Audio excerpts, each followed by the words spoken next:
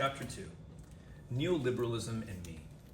The Meadowlands Sports Complex in East Rutherford, New Jersey, November of 1992.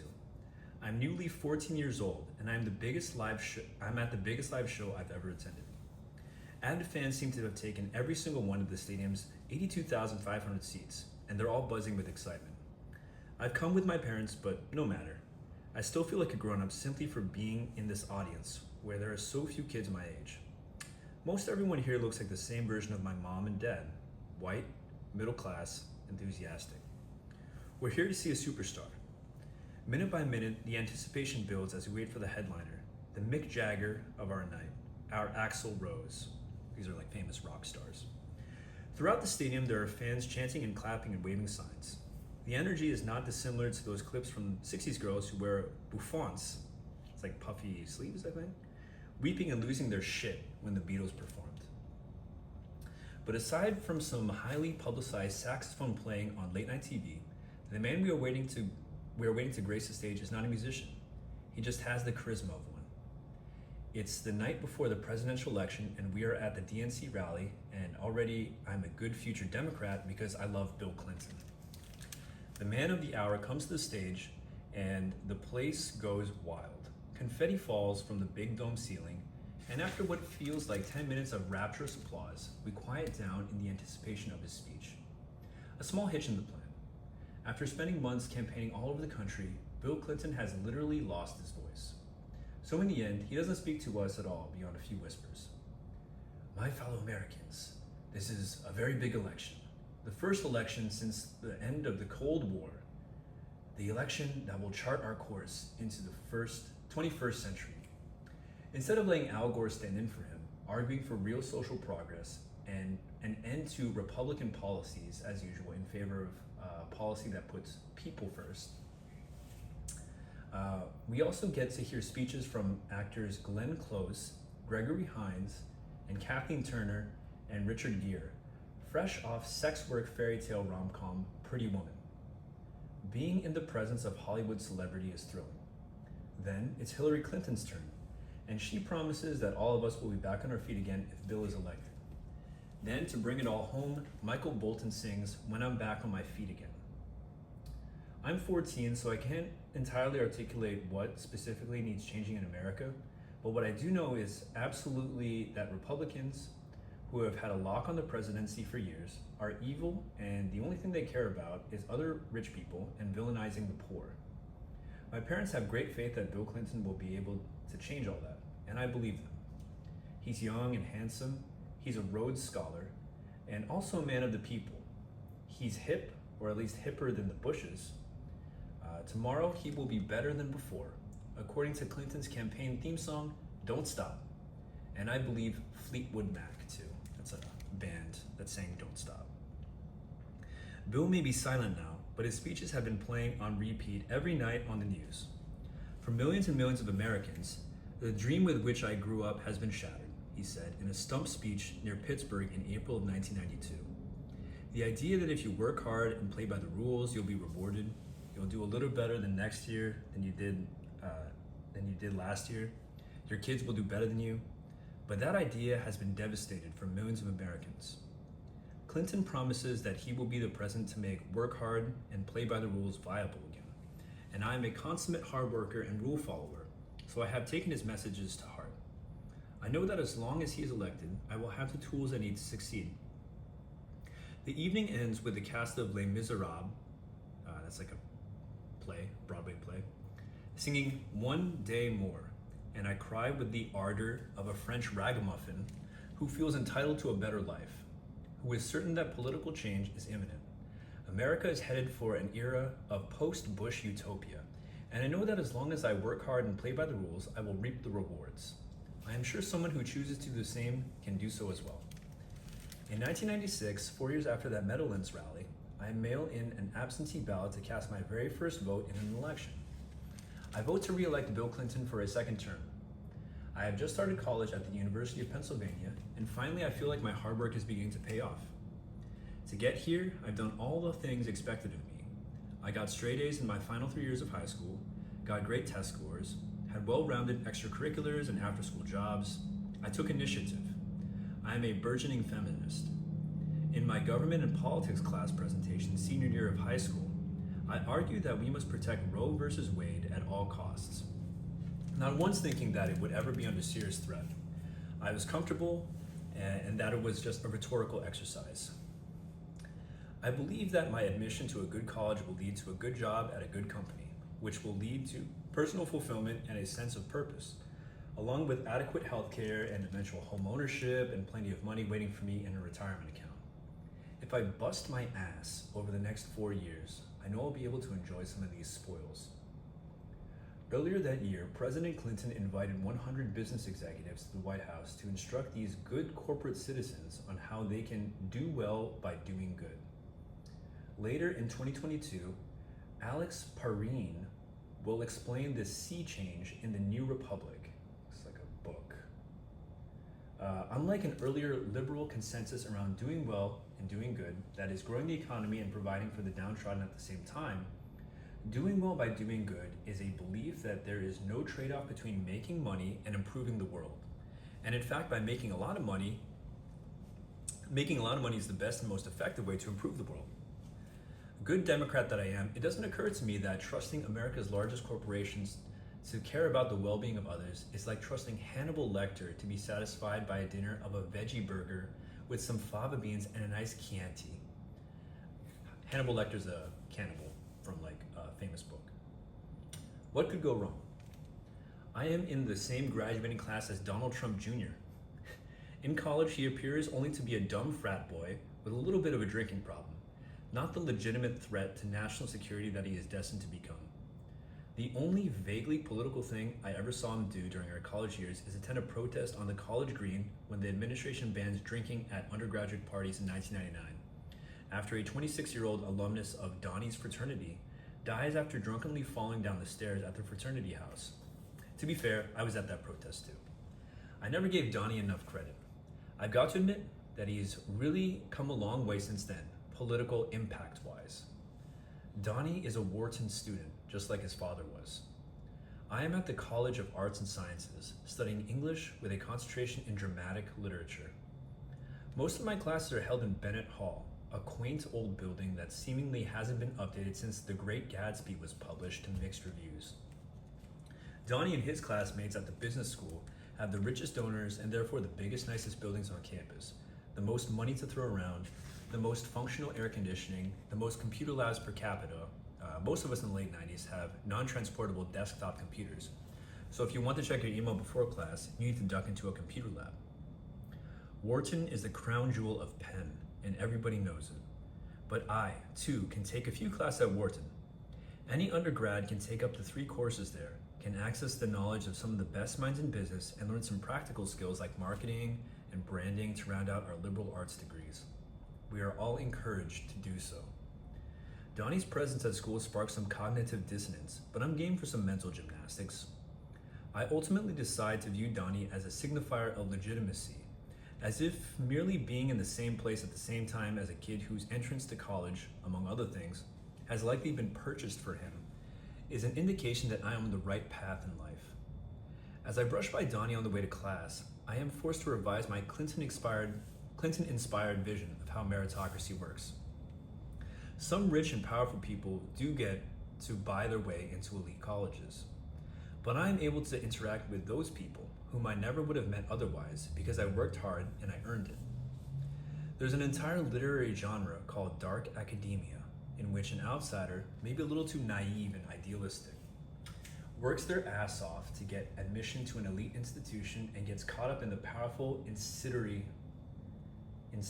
thrill of it all. Desperate to fit in, they distance themselves from their humble beginnings and take up the dramas and obsessions of their more privileged classmates. Such glimpses into the lives of the well-born and moneyed are blazered invariably and inevitably lead to disillusionment when the outsider discovers the moral depravity that lurks not so beneath the shiny exterior. Donna Tartt's The Secret History is the most famous example, and it contains the whole checklist of the genre's hallmarks. In the novel, middle-aged Richard Papin of Plano, California, transfers to an elite college in Vermont and falls in with a hyper-privileged and hyper-brainy and ultimately dangerous crowd. My college experience echoes the dark academia urtext. Never seen that word before, in many ways. I go to frat parties and learn more about lacrosse and try to fit in. But instead of meeting people who are obsessed with beauty and antiquity as Papin was with Tart's masterpiece, the characters I meet are obsessed only with having money and making more of it in the future. Trade Hampton College's Classics for Wharton's Management 102, trade Dionysian bacchanals for keggers and 2 a.m. shots of Jägermeister, trade the awe of encountering an exquisite piece of art with the mania of following the peaks and valleys of the stock market.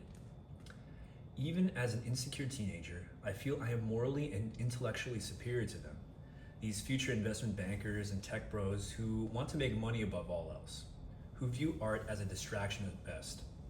Later, I will give them a slightly more charitable read. We live under capitalism. Why wouldn't they want to accumulate wealth when that's the clearest and most direct way to measure one's worth in such a system? And that's especially true for the strivers like me, who didn't start at the top, who fought their way into a fancy school and wanted now to remain there. The most important lesson I learned in Marketing 101, a prerequisite for business students and elective for me, is that so many of the students in my class are simply not sharp enough, not capable of sophisticated enough thinking to be the kind of evil corporate overlord I imagine ran all of America's businesses. It is when I meet some of these future kings of capitalism that I begin to consider what serial killers and CEOs really have in common. The American imagination gives them far too much credit for being diabolical, makes them out to be far more intelligent than they actually are. It is here where I learned how central meritocracy is to Hannah Arendt's concept of the banality of evil. What she's saying is that these very successful on the outside young men and women are actually not that smart or talented. Here is what I remember about my first business school group project. 5 of us, grouped together by alphabet, tasked with choosing a company to analyze its marketing strategy. We choose to study Kohl's, a discount department store, because its 1992 IPO was a success. Also, one of my classmates' parents has a friend who is high up over there and can get us some insider info. There is also a Kohl's located in Cherry Hill, New Jersey, not far from campus. So the 5 of us can take a field trip to study the actual customer experience. Here's what I remember about my first business school group project, part 2. I have to take over as group secretary because the classmate with the family connections to Kohl's, let's call him Trip, is so bad at it. Tripp's meeting minutes are scattered, his notes grammatically incoherent, his scribblings indecipherable, even to himself. In fact, the first draft of our report now brings to mind the old David Foster Wallace chestnut from his essay in the Oxford American Writers' Thesaurus, where he calls out people who use the word utilize when the word use is simple, direct, and works just as well. Tripp is a utilizer, delighting in making language more complicated than necessary in order to make his thoughts sound more complex. And yet the same guy who couldn't take proper notes radiates authority when making our presentation. So while I assume the pose of a dutiful executive assistant, Tripp is all charisma, with no hint of stage fright. He makes me want to invest in Kohl's myself. Tripp's performance requires an entirely different skill set from the one I've been trying to develop. A good work ethic is nothing compared to the inner confidence of a man who has never been taught to doubt things and has no reason to consider that he might ever be wrong. It is not until year 2023 that I learned I will hear the term Nepo baby and it will all make sense. Here's what I remember about my first business school group project, part 3. Absolutely no details about the other 3 group members. I'm sure they don't even remember me either. I'm certain that Tripp utilized all of our space in our collective memories. Senior year, the Wharton students are in a tizzy, beginning to prep for interviews with investment banks like Goldman Sachs and Lehman Brothers, and consulting firms like McKinsey and Anderson and BCG, the Ivy Leagues of entry-level corporate jobs. Interviews for these companies are high pressure, and you can feel the collective nerves mounting across campus. I see classmates reading books on how to ace the notorious case study, a key tool in consulting recruitment, in which job candidates are asked to advise on topics they know nothing about.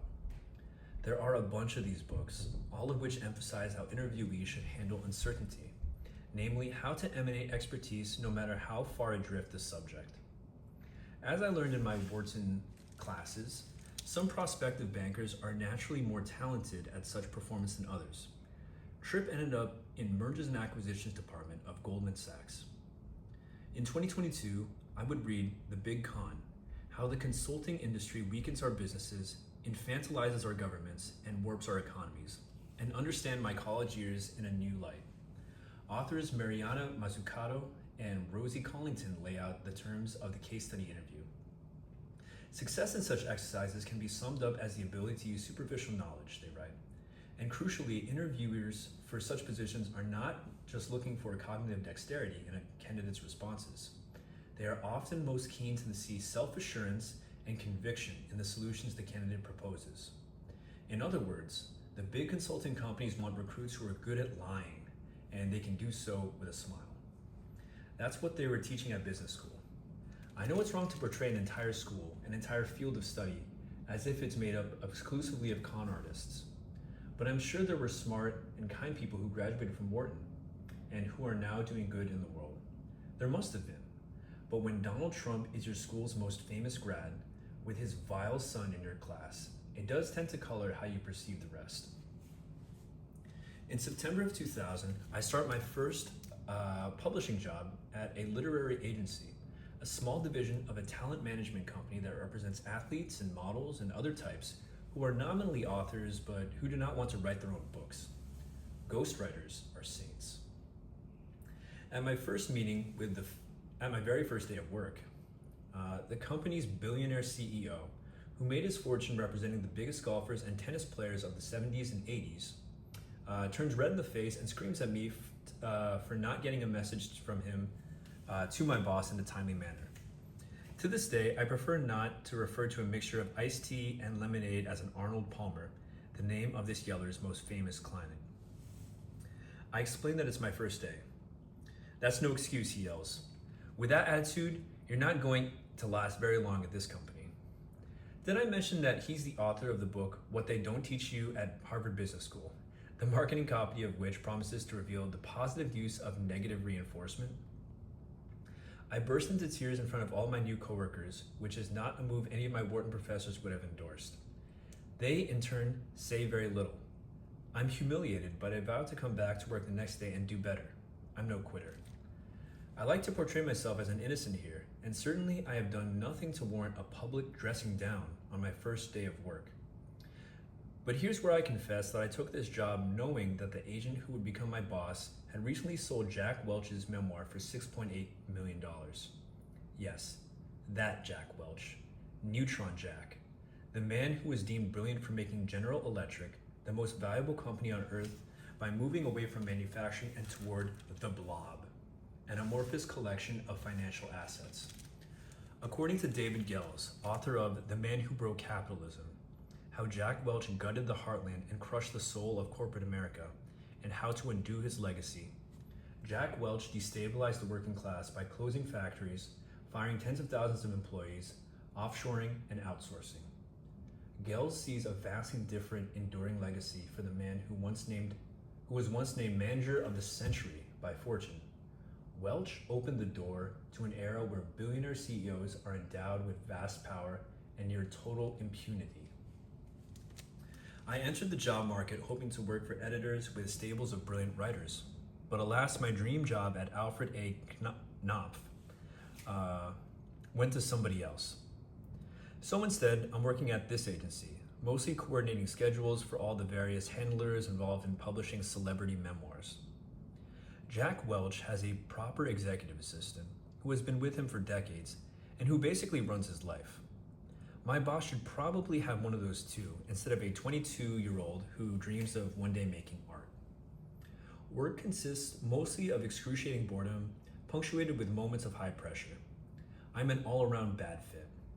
The tiniest of silver linings, Jack Welch's book publication date is September 11th, 2001, and when his media coverage gets preempted by breaking news, he is furious. I'm 3 months into my terrible first publishing job when Bill Clinton signs the Commodity Futures Modernization Act in December of 2000. a piece of legislation that deregulates derivatives trading and paves the way for my former classmates and various other good liars to bring about the global financial crisis a few years later, punctuated by the collapse of Lehman Brothers and Bear Stearns in 2008. It turns out that many of my former classmates really are up to no good. I'm on my second publishing job in August of 2002 when I read that Arthur Andersen was found to have shredded documents during an SEC investigation into fraudulent behaviors of the natural gas company Enron. The company that only 3 years ago was considered the Yale of consulting on my college campus has shuttered. That's Arthur Andersen. Yeah, Arthur Andersen closed. Meanwhile, the Harvard of consulting, McKinsey, is so notoriously and regularly evil that its Wikipedia page has its own controversies section. Corporate scandals have plagued McKinsey throughout its existence, from turbocharging the opioid epidemic by advising Purdue Pharma on how to sell OxyContin, to supporting authoritarian regimes in China and Russia. In 2013, the financial reporter Duff McDonald publishes a book called The Firm, The Story of McKinsey and Its Secret Influence on American Business, in which he writes that McKinsey may be the single greatest legitimizer of mass layoffs than anyone, anywhere, in any time in modern history. In 2023, McKinsey's revenues hit $16 billion thanks to a new focus on generative AI products. It's difficult to see AI as anything other than the embodiment of the deficiencies of working hard and playing by the rules, with IMF Managing Director Kristalina Georgieva predicting that in 2024, that AI will hit the labor markets like a tsunami. If Bill Clinton, my former hero, could do so massively underestimate the lengths to which avarice, that's greed, thrives under capitalism, what else might he have been wrong about? What does it mean that a good Democrat when Democratic policies are growing increasingly Republican? In their 2023 book, A Fabulous Failure, The Clinton Presidency and Its Transformation of American Capitalism, Nelson Lichtenstein and Judith Stein describe a litany of ways in which the Clintons ushered in a new wave of conservative leanings into the Democratic Party. The liberalization of trade, the deregulation of finance, the privatization of government services, the reductions of taxes on the rich, and the evisceration of the labor movement and the welfare state. That the Clinton administration embarked on this path is without doubt. I have to believe these policies would have sounded appealing to the majority of people who had watched the Clinton Gore rally with me in the Meadowlands all those years ago, dreaming of something better. In a country plagued by problems in which individual grit is not nearly enough to prevail over rotten systems, working hard begins to feel more like a Sisyphean task than a practical solution, like an impossible task. Naomi Klein aptly sums the false promises of neoliberalism in her excellent 2023 book, Doppelganger. Damn, this woman reads a lot of books. In the neoliberal era that began in 1970s and has yet to end, every hardship and every difficulty, from poverty to student debt to home eviction to drug addiction, has been pathologized into a personal failing. Every success, meanwhile, is lauded as proof of the relative superiority of the supposedly self-made. By the time I watched my former classmates' financial institutions collapse in 2008, or almost a collapse, and then recover due to an enormous government bailout, I am working at a startup where I've landed after being laid off from my most recent job in book publishing. In 2008, this feels like a safe move. Startups are the way of the future, and I'm lucky to be rid of the traditional book publishers as I move into new and growing space with plenty of opportunity. In the following years, I will work at a number of book-adjacent startups, and worse, corporations with divisions that are meant to act like startups, which is just a way to allow for longer hours and faster deadlines, but with none of the flexibility. Hardworking falls out of favor as the bootstraps adjectives du jour. Now we are meant to be entrepreneurial, even those of us who want to write and edit well and get paid for it. In the early aughts, it seems like anyone with an interesting idea and a penchant for sleek design, and last but not least, unfettered access to VC capital, can start a business. It also helps to have a penis. The founders of such companies are not worried about the sustainability of these businesses. They assume growth will continue year over year for all eternity, a concept I now like to refer to as the founder's business plan. I've only taken a few courses at Wharton, but even I know that this is a revenue model that could never work long term.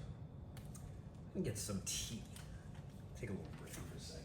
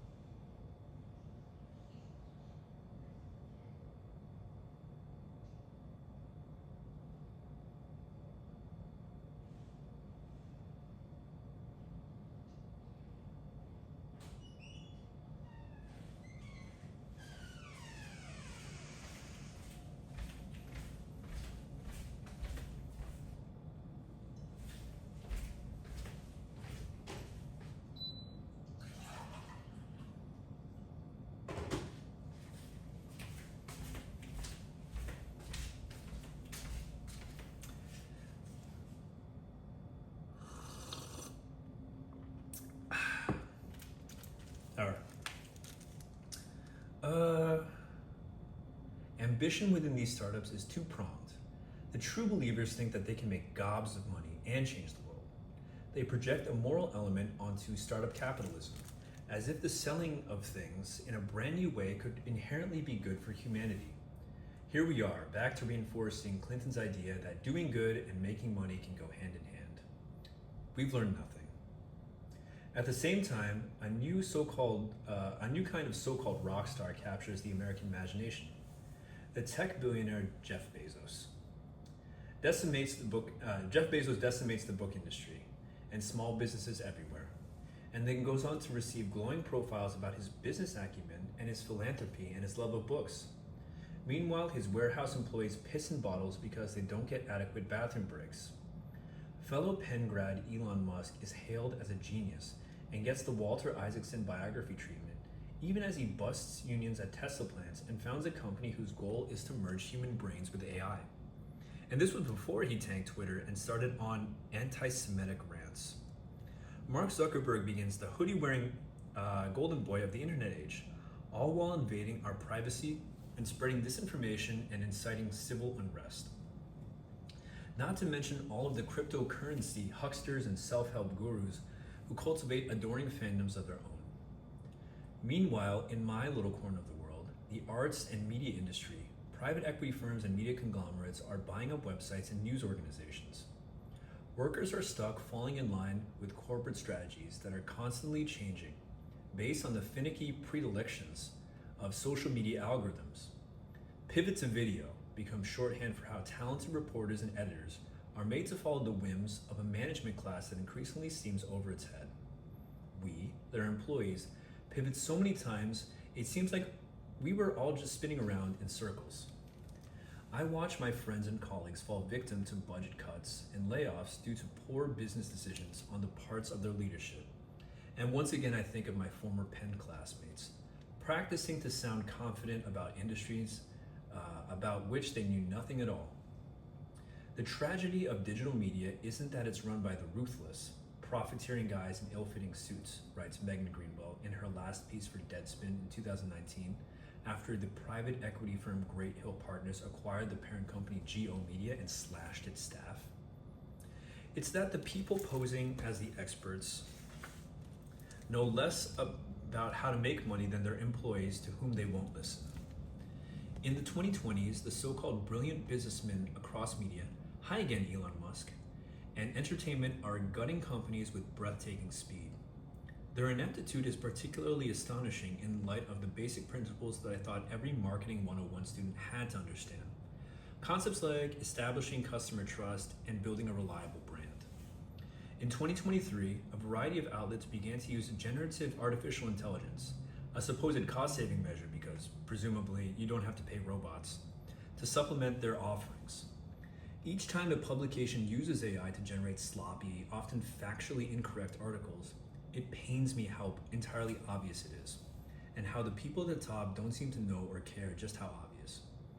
They seem to expect that readers won't be able to tell the difference, which is both an underestimation and an insult to customers, especially when, in the successful marketing of journalism far and wide, it is essential for readers to believe that the publication they are reading is telling them the truth. Formerly respected brands like Sports Illustrated and BuzzFeed have become sullied in this manner. Quality, let alone truth, seems once again to be low priority on leadership's list of important product features. It has been horrifying to witness the devaluation of art by an executive class that cares very little for innovation or creativity or excellence. I always believed that artists and thinkers would find a way to make their voices heard regardless of who is in charge, just as I once thought that the judicial and legislative branches of government would serve as checks to executive power. Now I look at Clarence Thomas, still serving out his life term as a Supreme Court justice while taking massive bribes from billionaires who collect Nazi memorabilia, and supporting his wife, Ginny Thomas, who took an active role in trying to overturn the presidential election on January 6, 2021. Add the idea of checks and balances to the list of things I was taught about America that turned out to not be true at all. In the final season of Mad Men, after Peggy and Joan have spent years clawing their way to the middle of their fictional advertising agency, technically at this point Joan is a partner in the firm, but she's still treated like she's in the middle. Sterling Cooper and Partners is bought out by a mega advertising corporation, McCann Erickson. The women have a meeting with their new McCann Erickson overlords, during which they try to convey the intricacies of the work they've done on their accounts and their plans for the future. But the boys have no intention of listening. "Why aren't you in the brassiere business?" one of them says to Joan. "You should be in the bra business. You're a work of art." With controlled rage, Joan and Peggy finish out the meeting, but it never really gets back on track. All of their efforts will be for naught. Later in the elevator, Peggy attempts to keep it casual. They've kept up appearances so far, so should we get lunch? In response, Joan simply says, "I want to burn this place down." This scene has become, at least to me, the show's most iconic. I would think of it whenever I was taking stock of my career and felt my ambition flagging, which was often. It's often more than just sexual harassment. It's about how working hard and playing by the rules can be futile and demeaning if the game itself has always been rigged. Peggy and Joan have been on the ground kicking ass, but their new boss couldn't care less about their hard work. I watched as various media companies were run into the ground by tech corporations and private equity firms, talented underlings getting laid off at the first sign of financial trouble. Of course, few execs took pay cuts themselves. The people who are making the decisions don't know or care what their employees actually do every day. What good is hard work when it's entirely invisible? How can companies do well by doing good when they're, above all other interests, beholden to investors and stockholders who want to see copious returns on investment? Sure, we're no longer in a cultural moment where it's socially acceptable to make comments about coworkers' breasts in meetings, but the fundamental indignities of our work culture are much closer to the Mad Men era of our HR departments across corporate America than HR departments would like us to think. I'm still a student in that Wharton Marketing 101 course when I first hear the name Monica Lewinsky. She's a little older than me, but she looks like someone I might know. We both shop at the Gap. I'm interested in the headlines about her, even though my official position is that it's none of my business what the president does in his private life, so long as he manages to lead well. It's the decade of the erotic thriller, many of which involve teen girls doing all kinds of naughty things that feel more like the fantasies of an aspiring Humbert Humbert than anything that might be considered a viable human impulse. I don't know what Humbert is. I love them all, storing them on video cassette tapes so I can access them whenever the desire strikes. There's Poison Ivy, 1992, which stars Drew Barrymore as the nubile title character who causes havoc for a friend's dad. There's The Crush, 1993, starring future megastar Alicia Silverstone as a 14-year-old temptress who becomes obsessed with an older man and falsely accuses him of rape after he rejects her advances. Consider also Wild Things, 1998, in which Denise Richards and Neve Campbell play high school students who plot to bring down a teacher, again with false accusations of rape. In the 90s, pop culture is full of conniving young women who falsely accuse men of sexual misconduct, as if that were an easy or wise or non-life-ruining thing to do. Even on my beloved Beverly Hills 90210, there is a 1993 episode in which Steve Sanders, a rich frat boy with a heart of gold, is accused of assault by an unhinged actress who can't handle rejection. The episode is set against a backdrop of Take Back the Night, a march on the campus of the fictional California University. Adult women can be tricky and deceitful, of course. In 1994, author Michael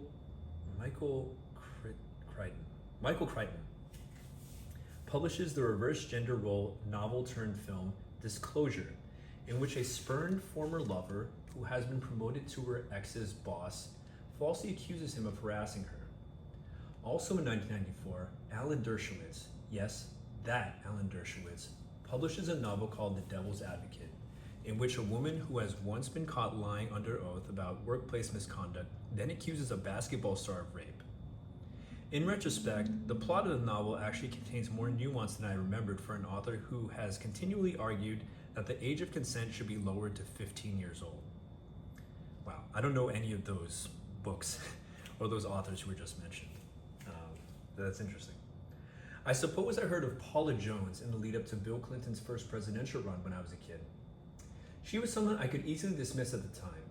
Some crank who was trying to bring down a big man for nefarious reasons. After all, I had seen it happen that way in plenty of movies. Besides, everyone knew that Bill Clinton has always been good for women. His very first executive action in 1993 was to revoke Reagan's gag rule that had banned family planning clinics funded by Title X from presenting abortion as a legitimate option.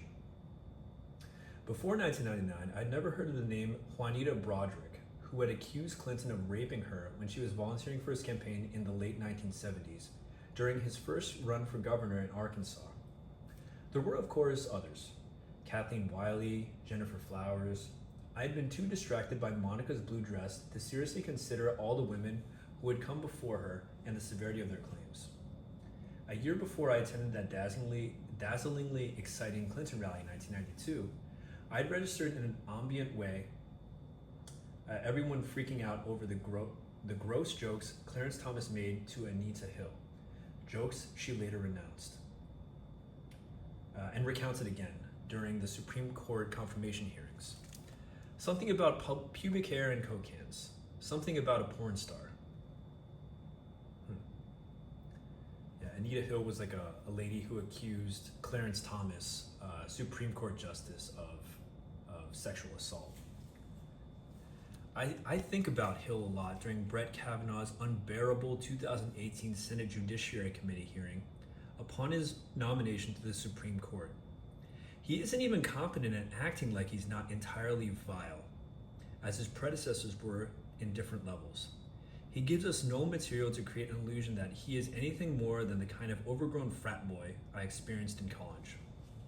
I'm grateful to live in a very cozy bubble in which I know very few people who weren't motivated by Christine Blasey Ford's testimony, who didn't feel like they were witnessing a great injustice when she was dismissed. But I know that such people are out there, and I know I will encounter them. That's what Twitter is for, after all. Well, if you condemn Kavanaugh, you must condemn Bill Clinton, some troll on Twitter replies to me when I express dismay. Sounds good to me, I reply. I mean it wholeheartedly, and I also know the extra exclamation points will piss him off. Win-win. I've become an equal opportunity scorer of sex pests of all affiliations, including Axel and Mick and a variety of other actual rock stars, as well as former political ones. I watch these men thrive after having broken the most basic rules of decency, and all I see is entitlement. These are the men who get to feel as if the world is still full of possibility, no matter how many times they fuck up, and who get to experience few or no consequences when they do. I have no use for these men or their politics, no matter whom I may have once revered.